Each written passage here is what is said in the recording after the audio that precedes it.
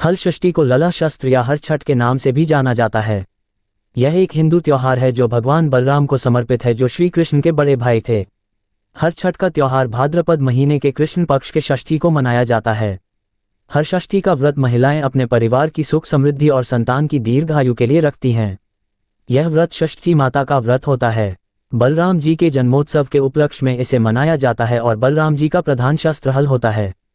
इसी से यह हलदर कहलाते हैं और यह व्रत हल षष्ठी कहलाता है। हल किसानों का भी प्रमुख औजार है जिनसे वे खेती का कार्य करते हैं, अतः ये किसान त्योहार भी है। हल षष्ठी व्रत में शिव परिवार अर्थात शिव जी, माता पार्वती, सिद्धि बुद्धि सहित गणेश जी, स्वामी कार्तिकेय और इनके अलावा भगवान श्री कृष्ण और बलराम जी तथा हर षष्ठी माता की विशेष पूजा होती है। आज की इस वीडियो में आप सुनेंगे हर षष्ठी व्रत की प्रमुख 6 कहानियाँ। प्रथम कहानी के अनुसार बहुत समय पहले की बात है। चंद्रव्रत नामक एक प्रतापी राजा था जिसका एक ही पुत्र था। राजा ने नगर के समीप एक तालाब खुदवाया था, परंतु उसमें जल नहीं रहता था। कितना भी जल भरा जाए तुरंत ही वह सूख जाता था। जलहीन तालाब को देखकर नगरवासी राजा को बहुत कोसते थे। राजा सदैव दुखी रहते और कहते थे कि मेरा धन और धर्म दोनों ही नष्ट हो गया है। एक दिन सपने में वरुण देव ने राजा से कहा कि हे राजा, यदि तुम अपने पुत्र की बलि दोगे तो तालाब जल से भर जाएगा। सुबह होने पर राजा ने सपने की बात दरबार में बताई और कहा कि मैं अपने इकलौते पुत्र का बलिदान नहीं कर सकता, चाहे तालाब में पानी रहे या ना रहे। राजा की बात सुनकर राजकुमार बोला, मैं स्वयं अपनी बलि दे दूंगा, क्योंकि मेरे बलिदान से पिता का सुयश बढ़ेगा और जनता को सुख मिलेगा। ये कहकर राजकुमार स्वयं तालाब की तलहटी में जाकर बैठ गया और उसके प्रभाव से तालाब तत्काल जल से भर गया। उसमें कमल के पुष्प खिल गए और सभी जीव जंतु बोलने लगे। राजा ने ये समाचार सुना और दुखी होकर वन को चले गए। वन में 5 स्त्रियां हल षष्ठी माता की पूजा कर रही थी। राजा के द्वारा व्रत विधि पूछने पर स्त्रियों ने माता की महिमा का वर्णन किया, जिसको सुनकर राजा वापस लौट आए और रानी से कहा कि तुम भी हल षष्ठी माता का व्रत और पूजन करो। राजा की बात को सुनकर रानी उसी दिन से व्रत रखकर पूजा करने लगी, जिसके प्रभाव से कुछ समय बाद राजकुमार तालाब से बाहर आकर खेलने लगा। राजा ये सुनकर बहुत प्रसन्न हुए और राजकुमार को महल में ले आए। तभी से रानी हर वर्ष हर षष्ठी माता का व्रत करने लगी। बोलो हर षष्ठी माता की जय। अब आप सुनिए हर षष्ठी व्रत की दूसरी कहानी। उज्जैन नगरी में एक पुरुष के 2 स्त्रियां रेवती और मानवती थी। भाग्य से मानवती के 2 लड़के थे, परंतु रेवती की कोई संतान ना थी। सौत के 2 लड़कों को देखकर वह हमेशा ईर्ष्या से जला करती थी। एक दिन ईर्ष्या के वशीभूत होकर वह मानवती से बोली, हे बहन, तुम्हारे पिता बहुत बीमार हैं। उन्होंने तुम्हें देखने के लिए बुलवाया है। अभी एक राहगीर यह संदेश देकर गया है। ये सुनकर मानवती अपने दोनों पुत्र रेवती को सौंपकर पति की आज्ञा लेकर अपने पिता के घर चली गई। इधर रेवती ने सौत के 2 लड़कों को मारकर गांव के बाहर जंगल में फेंक दिया। उधर मानवती पिता को सकुशल देखकर चकित हुई और अनिष्ट की आशंका से वापस लौटने लगी। तब मानवती की माता बोली कि हे बेटी, आज हल षष्ठी माता का व्रत है, अतः आज मत जाओ। बात सुनकर मानवती ने व्रत रखकर शाम को हल षष्ठी माता का पूजन किया और प्रार्थना की कि हे माता, मेरे बच्चों को संकट से बचाए रखना तथा उनको दीर्घायु करना। दूसरे दिन वह माता पिता को प्रणाम करके अपने घर को चली। गांव के बाहर अपने दोनों बच्चों को खेलता देखकर वह सोचने लगी कि मेरे बच्चों को यहाँ कौन लाया। तब बच्चों ने कहा कि हमें तो वी माता रेवती ने मारकर यहाँ फेंक दिया है। सायकाल में देवी माता आकर हमें जीवन दान दे गई हैं। इसे हर षष्ठी माता की कृपा मानकर मानवती माता का गुणगान करती हुई अपने घर को आई। गांव की सभी स्त्रियां ये सुनकर आश्चर्य करने लगी और उसी दिन से सभी हल षष्ठी माता का पूजन और व्रत करने लगी। प्रेम से बोलो हर षष्ठी माता की जय। अब आप सुनिए हर षष्ठी माता की तीसरी कहानी। दक्षिण दिशा के एक सुंदर नगर में एक धनवान ग्वाला रहता था। उसकी पत्नी अत्यंत चालाक और कंजूस थी। अपने 5 पुत्रों के साथ वह सुख से रहती थी। एक समय हर षष्ठी के दिन वह ग्वालिन गाय के दही को भैंस का दही बताकर सारा दही बेचकर आए, जबकि इस दिन भैंस का दही लेने का विधान है। उसके इस पाप से 5 पुत्र मर गए। तब ग्वालिन माथा पीट पीट कर रोने लगी। इतने में उसकी एक पड़ोसन ने आकर उसका हालचाल पूछा। उसने रोते हुए उन्हें सारी बात बताई और वह बोली, हे ग्वालिन, तुम तुरंत सभी के घर जाकर वह दही वापस लेकर भैंस का दही देकर आओ। ये सुनकर ग्वालिन सभी के घर जाकर वह दही वापस लेकर भैंस का दही देकर आए, जिससे हर षष्ठी माता का कोप शांत हो गया और उनकी कृपा से ग्वालिन के 5 पुत्र जीवित हो गए। वह ग्वालिन भी उस दिन से हर षष्ठी माता का व्रत और पूजन करने लगी, अतः अब उसका जीवन सुखमय व्यतीत होने लगा। बोलो हर षष्ठी माता की जय। अब आप सुनिए हर षष्ठी माता की चौथी कहानी। दक्षिण दिशा में पहाड़ों के बीच सघन वन में एक गांव बसा हुआ था। उस गांव में एक धनी भीलनी निवास करती थी। उस भीलनी की एक दासी थी जो बड़े सुंदर स्वभाव की थी। उसके 2 सुंदर रूपवान बालक थे तथा मालकिन भीलनी के 5 लड़कियां थीं। भीलनी दासी के दोनों सुंदर बालकों को बहुत प्यार करती थी। इस प्रकार भादो मास की छठ को भीलनी ने दासी को जंगल से लकड़ी लेने को भेज दिया। दासी लकड़ी लेने जंगल में गई। इधर उसके बच्चों का गांव के लड़कों से झगड़ा हो गया और उन्होंने दासी के बच्चों को मार डाला। बेली ने दुखी होकर उन्हें गांव के बाहर ले जाकर जला दिया और उनकी अस्थियां लेकर घर आई।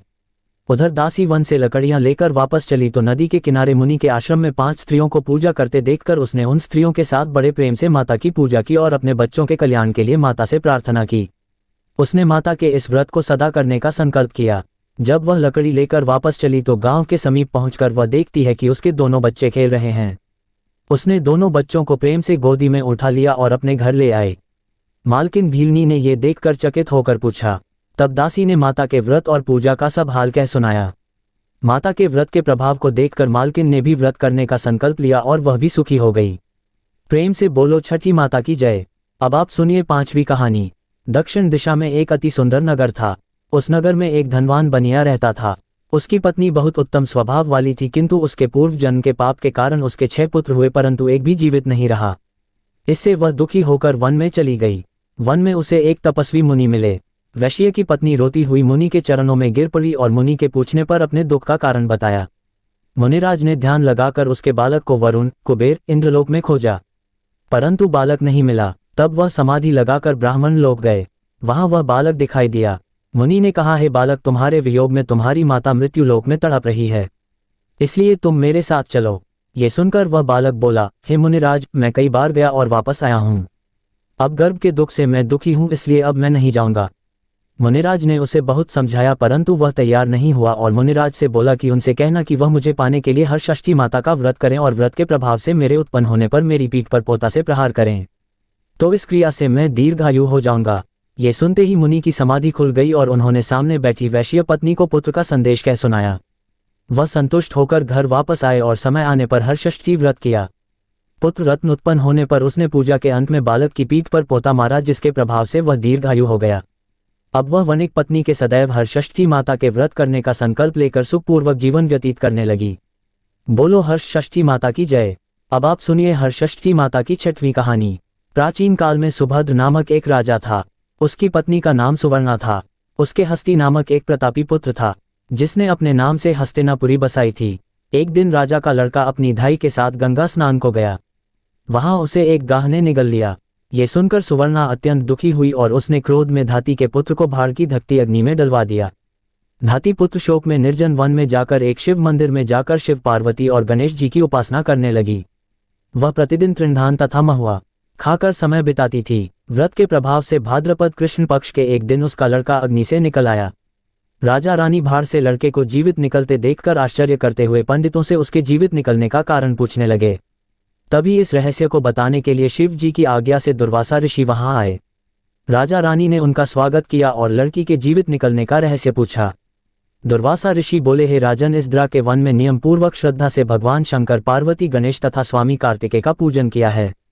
इसके प्रभाव से ही इसका लड़का जीवित हो गया था। आप भी यह व्रत किया करें। राजा रानी दुर्वासा ऋषि को विदा करके धृतिपुत्र के पास गए। उन्हें वहां कुश पर बैठे पलाश के नीचे शिव जी का पूजन करते देखा तो उसे अपनी मां धाती से मिला दिया। धाती ने राजा को बताया कि आपसे भयभीत होकर जिस दिन से मैं वन में आई थी तब से केवल वायु भ्रमण करते हुए शंकर भगवान, पार्वती और गणेश तथा कार्तिकेय के पूजन में लगी रहती थी। एक दिन रात्रि में शिवजी ने स्वप्न में कहा कि तुम्हारा लड़का जीवित है, क्योंकि तूने श्रद्धा के साथ व्रत और पूजन किया है। तुम्हारी रानी भी इस व्रत को करे तो उसका लड़का भी मिल जाएगा और उसके और लड़के भी होंगे। ये सुनकर राजा रानी ने श्रद्धा भक्ति के साथ इस व्रत को किया, जिसके प्रभाव से राजा का लड़का गाह के मुंह से जीवित निकल आया। फिर व्रत के प्रभाव से राजा के और भी पुत्र हुए और उसके राज्य में सुख शांति हो गई। उसके राज्य में अनावृष्टि, दुर्भिक्ष, महामारी सदा के लिए समाप्त हो गई। प्रेम से बोलो हरषष्ठी माता की जय। अब आप सुनिए हरषष्ठी व्रत की पूजा विधि। भादो मास के कृष्ण पक्ष की पंचमी के दिन इस व्रत का संकल्प करके दिन में एक बार भोजन करें और षष्ठी तिथि के दिन घर की सफाई करके आंगन को गोबर से लिपकर शुद्ध करें। नदी, तालाब या कुएं के जल से स्नान करके एक बार स्वच्छ वस्त्र धारण करके सौभाग्य के समस्त श्रृंगार से सुसज्जित होकर दोपहर के बाद सुंदर स्थान पर गौ के गोबर से लिपकर चौक बनाकर हरषष्ठी माता की मूर्ति बनाएं या कागज पर भैंस के घी में सिंदूर मिलाकर मूर्ति बनाकर पीड़ा या कुश या पलाश के पत्ते के आसन में स्थापित करें और पूर्वमुख होकर इनकी पूजा करें। पूजा के स्थान पर बच्चों के खिलौने या पोता रखें। कलश तथा गणेश जी की पूजा करके श्रद्धा के साथ हरषष्ठी माता की पूजा करें। कृत्रिम तालाब बनाकर उसमें जल देवता वरुण जी का पूजन करके व्रत की कहानियां पढ़ें या सुनें। पूजा के अंत में महुए के पत्ते में जल से उपजे धान का प्रयोग करें और भोजन करें। उस दिन खेत या हल चली धरती पर ना चलें। इस विधि को करके नारी अगर व्रत रखती है तो उसकी समस्त मनोकामनाएं पूर्ण होंगी और उनका जीवन सुखमय होगा। जय श्री कृष्णा, जय बलराम जी की, जय गणेश जी की और जय षष्ठी माता की। आप सभी को ये कथाएं अच्छी लगी हो तो वीडियो को लाइक करके हमारे हिंदी स्टोरी चैनल को जरूर सब्सक्राइब करिएगा।